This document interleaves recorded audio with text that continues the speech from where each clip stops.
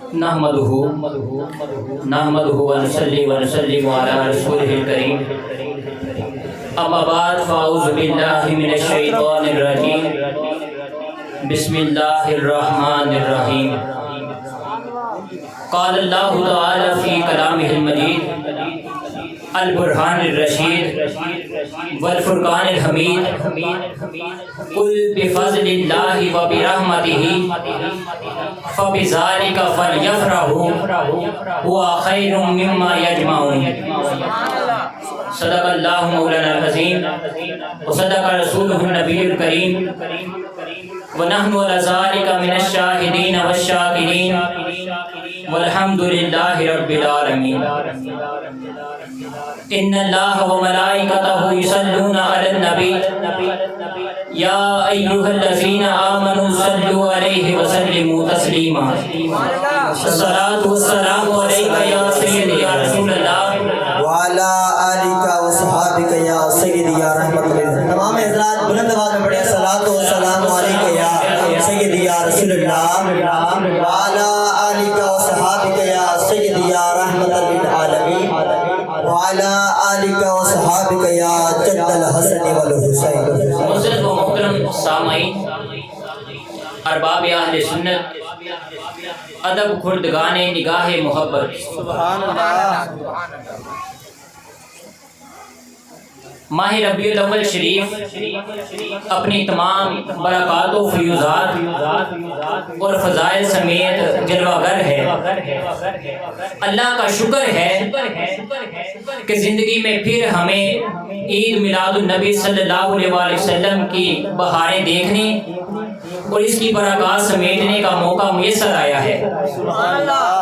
تو اسی مناسبت سے آج کی محفل میلاد نعمت کبریٰ کے موضوع پر پیش خدمت ہے. آیت قرآنی کا ترجمہ سماعت فرمائیں. ارشاد باری تعالیٰ ہے قل بفضل اللہ وبرحمتہ. سبحان اللہ. اللہ رب العزت نے ارشاد فرمایا اے محبوب صلی اللہ علیہ وآلہ وسلم اپنی امت سے فرما دیجئے کہ جب تم پر کوئی فضل ہو اور رحمت ہو فَبِذَلِكَ فَلْيَفْرَحُوا، بس چاہیے کہ تم ضرور خوشیاں مناؤ. ہوا خیر مما یجمعون، وہ خوشیاں منانا تمہارے لیے اس مال سے بہتر ہے جو تم مال جمع کر کے رکھتے ہو. معزز سامعین، میں آپ کو اس آیت مبارکہ میں غور و فکر کی دعوت دیتا ہوں، تدبر فی القرآن کی دعوت دیتا ہوں. اس آیت کے ترجمہ اور معنی مفہوم پر اگر غور کریں تو اللہ فرماتا ہے کہ اے مسلمانوں، جب میرا تم پر کوئی فضل ہو اور تم پر کوئی رحمت نازل ہو تو میں تمہیں حکم دیتا ہوں کہ تم ضرور خوشیاں منایا کرو. تو گویا اس آیت کریمہ کا مدعا و مقصود یہ ہے کہ اللہ رب العزت کے فضل و رحمت ملنے پر خوشیاں منانی چاہیے. تو آؤ دیکھتے ہیں کہ اللہ رب العزت نے ہم پر کون کون سا فضل اور کون کون سی رحمت نازل فرمائی. تو آؤ تلاش کریں کہ اللہ رب العزت نے ہم پر کون کون سا فضل فرمایا. تو سنیے، اللہ رب العزت کا ہم پر بڑا فضل و احسان ہے، کیونکہ اس نے ہمیں انسان بھی بنایا اور مسلمان بھی، اہل سنت بھی بنایا اور اہل نسبت بھی، جسم بھی دیا اور جان بھی، قرآن بھی دیا اور ایمان بھی، بصارت بھی دی اور سماعت بھی، قوت دامسا بھی دی اور ذائقہ بھی، قوت شامہ بھی دی اور ناطقہ بھی، عقل بھی دیا اور شعور بھی، ذوق بھی دیا اور حضور بھی. کیا کیا نہیں دیا، یہ سب اللہ کے فضل ہے. اس نے ہم پر اتنی نعمتیں اور فضل عطا فرمائے ہیں کہ حد و شمار سے باہر ہیں.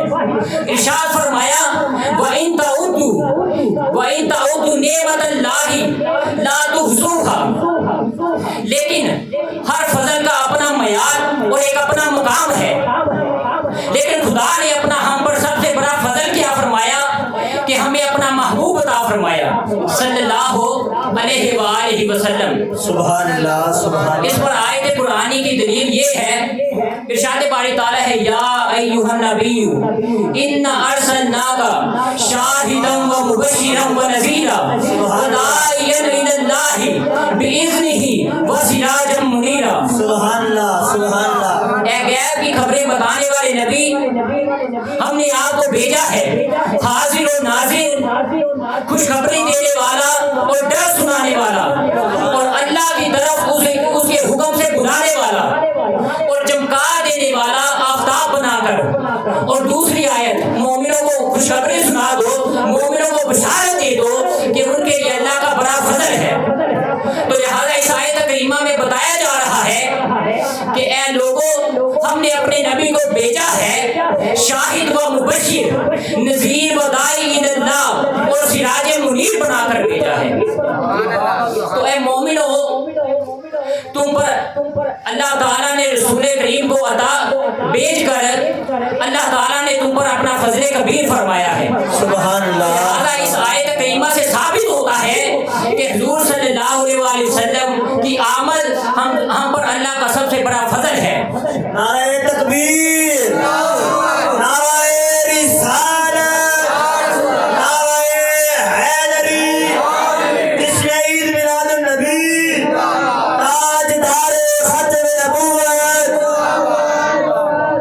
تو لہذا اس آیت سے یہ بھی معلوم ہوا کہ اصل فضل ذات مصطفیٰ ہے، کیونکہ جس طرح ہم پر سب سے بڑا فضل ذات مصطفیٰ ہے، اسی طرح اس کائنات پر سب سے بڑی رحمت بھی ذات مصطفیٰ ہے۔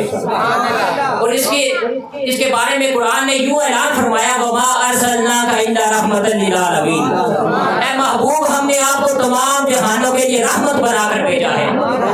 تو لہذا قرآن کی دو آیتوں سے ثابت ہے کہ عالم انسانیت پر سب سے بڑا فضل بھی حضور ہے اور سب سے بڑی رحمت بھی حضور ہے۔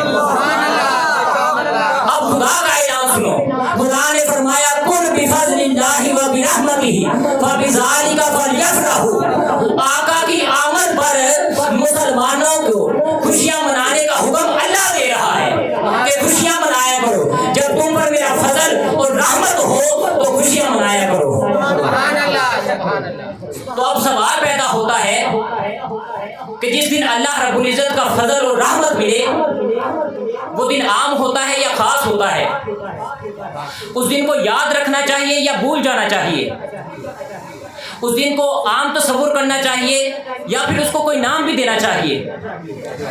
تو اس پر آئیے قرآن پاک سے پوچھتے ہیں کہ حضرت عیسیٰ علیہ السلام کی امت آپ کے پاس آئی اور آپ سے نزول مائدہ کی فرمائش کی، تو حضرت عیسیٰ علیہ السلام نے اللہ تعالیٰ کی بارگاہ میں دعا کے لیے ہاتھ اٹھائے۔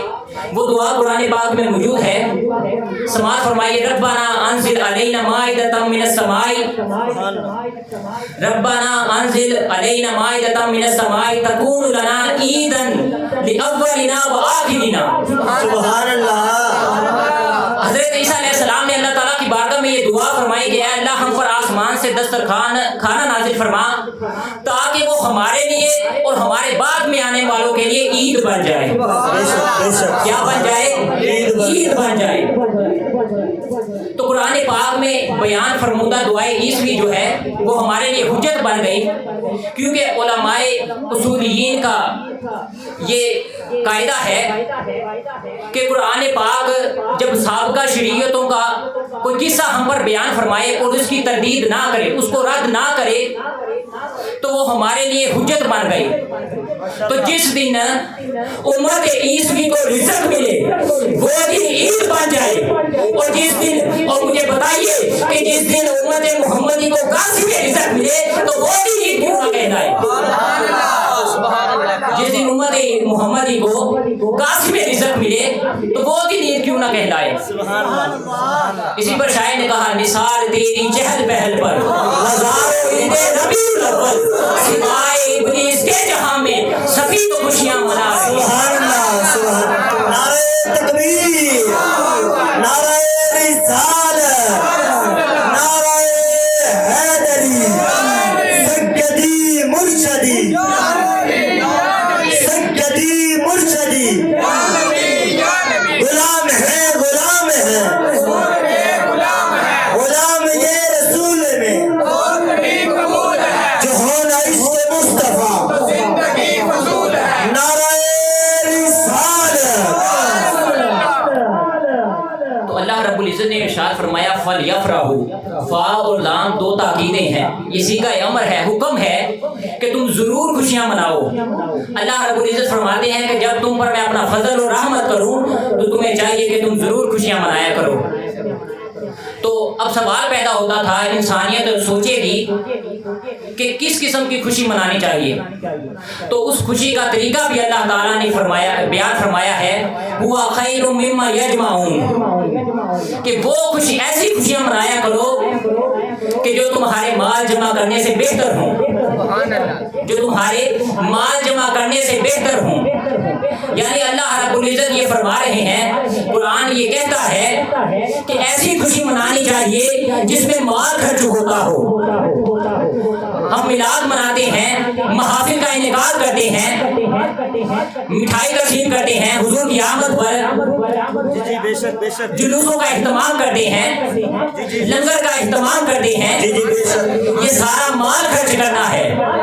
تو اللہ نے فرمایا یہ مال جو تم جوڑتے ہو وہ جوڑ جوڑ کر تمہارے پاس نہیں آئے گا، وہ تمہارے کام نہیں آئے گا یہ جوڑنا تمہارے، بلکہ جو مال تم میرے نبی کی میلاد کی خوشی میں خرچ کرو گے وہ مال تمہارے کام آئے گا۔ تو ایک واقعہ بیان کرتا ہوں کہ عظیم محدث مولانا فضل الرحمان گنج مراد آبادی رحمۃ اللہ علیہ، آپ نے محفل میلاد منعقد کی ہوئی تھی۔ تلاوت و نعت، بیانات و دعا کے بعد آپ نے لنگر میں لڈو تقسیم کرنا شروع کیے، تو ایک مولوی کھڑا ہوا، کہنے لگا پیر صاحب یہ فضول خرچی کیوں کر رہے ہیں، کیا فائدہ ہے یہ لڈو تقسیم کرنے کا؟ تو آپ نے فرمایا کہ خوشی کے موقع پر جب کوئی نیکی کا کام ہو تو مٹھائی تقسیم کرنی چاہیے لوگوں کو، اور جب اللہ رب العزت کی خاص رحمت ہم پر نازل ہوئی ہے، اللہ تعالیٰ نے اپنا پیارا محبوب رحمت بنا کر بھیجا ہے، تو پھر مٹھائیاں تقسیم کیوں نہ کریں؟ تو وہ مولوی کہنے لگا نہیں بدعت حرام، لڈو صحابہ کے دور میں کیا تقسیم ہوئے تھے جو آپ تقسیم کر رہے ہیں؟ تو اس پر مولانا فضل الرحمان گنج مراد آبادی رحمۃ اللہ علیہ آپ کو جلال آ گیا، آپ فرمانے لگے او نادان، ہم تو ناکارہ اور نااہل لوگ ان لڈوؤں پر اکتفا کر دیتے ہیں، ارے ورنہ تو صحابہ نے بدر اور احد میں اپنے سر تقسیم کیے تھے، سبحان اللہ، بدر اور احد میں صحابہ نے سر تقسیم کیے تھے۔ تو یہ بات جب آپ نے اس کے سامنے کی، یہ بات اس کے دل پر اثر کر گئی، فوراً اس نے توبہ کی اور آپ کے قدموں میں گر گیا۔ تو لہذا قرآن پاک میں ارشاد ہوتا ہے کہ جب نبی پاک صلی اللہ علیہ وسلم کی آمد ہو تو خوشی کیا کرو، ایسی خوشی کرو جس پر مال خرچ ہو۔ تو یہ مٹھائیاں بانٹنا، خوشی کے موقعوں پر لوگوں کے منہ میٹھے کرانا، یہ بدعت نہیں بلکہ محبت ہے، رسول اللہ کی ذات کے ساتھ محبت ہے۔ اور رسول اللہ کی آمد کی خوشی میں ہم محافل بھی سجاتے ہیں، جلوسوں کا اہتمام بھی کرتے ہیں، لنگر بھی پکاتے ہیں، دیگیں بھی چڑھاتے ہیں، مٹھائیاں بھی تقسیم کرتے ہیں۔ اور سنو پھر جب آپ کی آمد اس دنیا میں ہوئی، اللہ رب العزت نے ارادہ فرمایا کہ میں اپنے محبوب کو اس دنیا میں بھیجوں، تو اللہ رب العزت نے پہلے اپنے محبوب کو سنبھالا، پھر نکھارا، پھر ابارا۔ جب میرا نبی نکھر گیا، چمک گیا، ابھر گیا، تو خدا نے فرمایا محبوب چلو آپ کے سامنے پیارے آقا کا شجرہ نسب سنانے لگا ہوں، ہر اسم گرامی پر سبحان اللہ کی صدا آنی چاہیے، سبحان کے ساتھ سنیے گا۔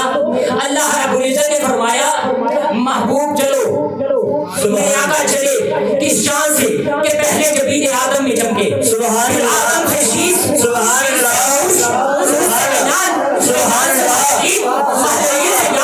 سبحان اللہ، ادریس سے مبشر، مبشر سے نامک، نامک سے نوح، نوح سے سام، سام سے ارفاکشن، ارفاکشن سے ہود، ہود سے شارک، شارک سے فارق، فارق سے اشروق، اشروق سے عروج، عروج سے سرود، سرود سے ناہور، ناہور سے تارک، تارک سے ابراہیم، ابراہیم سے اسماعیل، اسماعیل سے قیدار، قیدار سے حمل،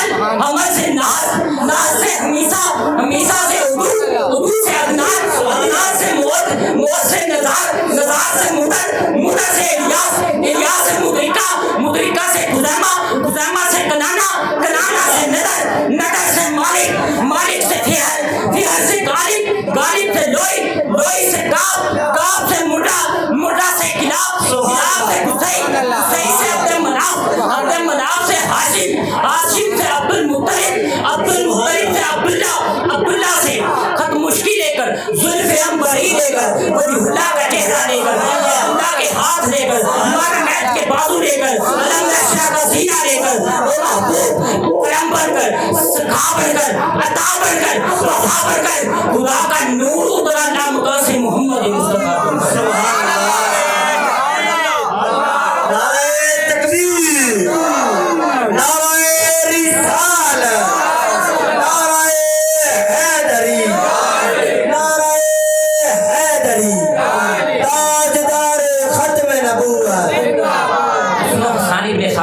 मेरे आका की शान में क्या कहा, वो अहसन मिन कलम तरकत ऐनी, या रसूल अल्लाह आपसे ज्यादा हसीन मेरी आंख ने देखा ही नहीं। वो अजमल मिन कलम तारिदिन निसा, या रसूल अल्लाह आपसे ज्यादा जमील किसी औरत ने जना ही नहीं। खुदिकता मुबर्रअन मिन कुल्ली ऐबिन, आपको हर ऐब से पाक व साफ पैदा किया गया है। कान्ना का कद खुदिकता कमा तशा, गोया कि आपको यूं पैदा किया गया है जैसे कि आप चाहते थे।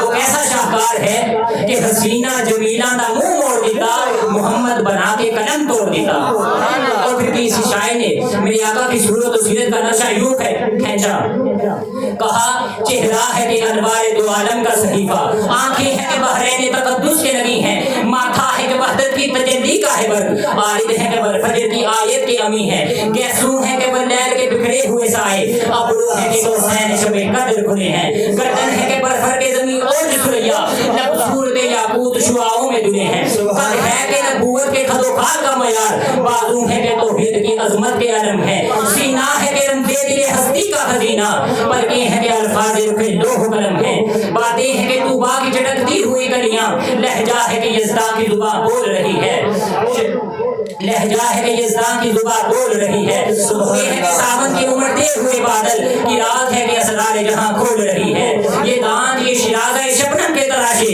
याकूत की वादी में दमकते हुए हीरे, शर्मिंदा इताबे लबे दंदाने पैगंबर, हर्फ़े बसना खाने वखामा बसरीरे, ये मोजे तबस्सुम है कि रंगों की तलक है, ये अक्से मतानत है कि ठहरा हुआ मौसम, ये शुक्र के सजदे है कि आयात की तंजील, ये आंख में आंसू है कि इल्हाम की रिमझिम, कहने को तो मलबूस बशर ओढ़ के आया, कहने को तो मलबूस बशर ओढ़ के आया, लेकिन तेरे अहकाम फलक पर भी चले हैं, उंगली का इशारा था कि तकदीर की ज़रबत, महताब के टुकड़े तेरे कदमों में गिरे हैं, कहने को तो ख्वाबों पे गुजरी तेरी रातें, इस्लाम और आपकी नमखार है तेरा, कहने को तेरे सर पे है दस्तार यतीमी, लेकिन तू ज़माने के यतीमों का सहारा, ऐ मीज़ान आना मकतबे बिंदार तयकुन, एजाज़ खुद सदरे सदरुश व हिदायत, ऐ शाकिर मशकूर शकीने शबे आलम, ऐ नासिर मंसूर नसीरे दिल इंसान, ऐ शाहिद मशहूद शहीदे रुह तौहीद, ऐ नाज़िर मंसूर नसीरे नबी इस्लाम, ऐ यूसुफ और याकूब की उम्मीद का महवर,